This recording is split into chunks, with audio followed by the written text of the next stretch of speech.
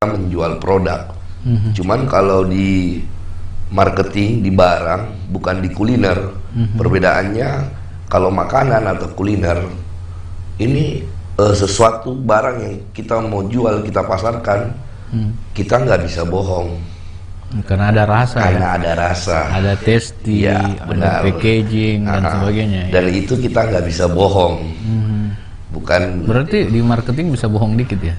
Bukan masalah bohong ya, jual kecap lah, Jual seperti kecap, begitu ya kan, karena kan mereka beli pulang ya kan, ya kan bisa beda. Tapi kalau apa beda marketing dan politisi, Mas?